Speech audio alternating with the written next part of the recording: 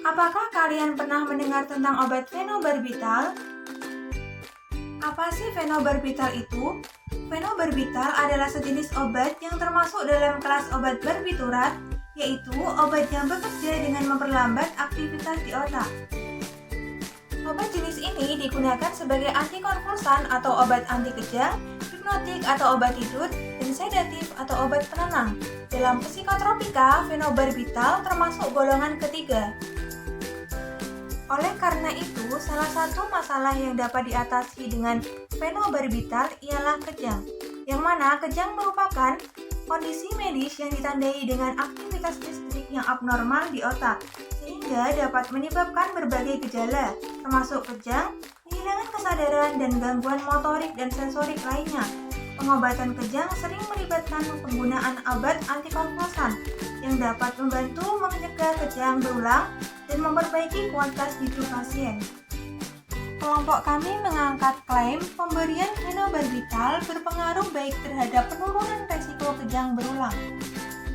Menurut penelitian Sirega 2020 terkait efektivitas fenobarbital pada anak pasca kejang, untuk mencegah kejang berulang, didapatkan 70 dari 79 anak tidak mengalami kejang berulang setelah diberikan fenobarbital 10 mg per kilogram berat badan. Dari data Medline Plus, dosis untuk orang dewasa adalah untuk antikonvulsan atau kejang, dosis fenobarbital dimulai dari 60 sampai 200 mg per hari yang dibagi menjadi beberapa dosis kecil. Untuk sedatif atau penenang, dosis awal fenobarbital adalah 30 hingga 60 mg per hari yang dapat ditingkatkan secara bertahap hingga 100 sampai 200 mg per hari tergantung pada respon pasien. Untuk hipnotik atau obat tidur, dosis fenobarbital biasanya adalah 100 hingga 200 mg sebelum tidur. Menurut Proceeding Ilmiah Disnatalis Fakultas Kedokteran Universitas Sriwijaya, menyebutkan fenobarbital aman bahkan lebih efektif dibandingkan phenytoin sebagai terapi lini kedua pada kejang. Berikut merupakan dosis yang dicantumkan dalam penelitian tersebut.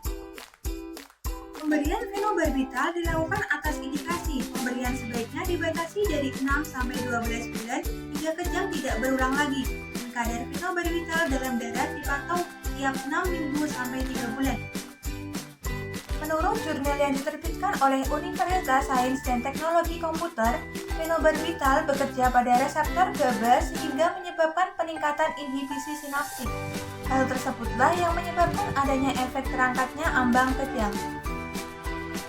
Menurut Wibowo dan Goffin 2006, utama fenobarbital terletak pada kemampuan untuk menurunkan konduktan natrium dan kalium dengan menurunkan konduktan natrium dan kalium serta mengurangi influx kalsium.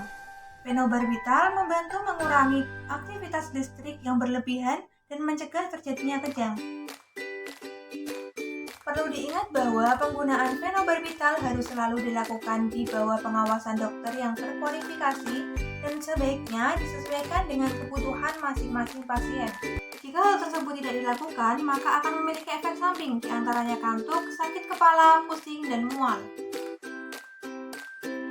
Pengaruh pemberian fenobarbital terhadap penurunan risiko kejang berulang yaitu penggunaan fenobarbital dapat mengurangi kejang berulang.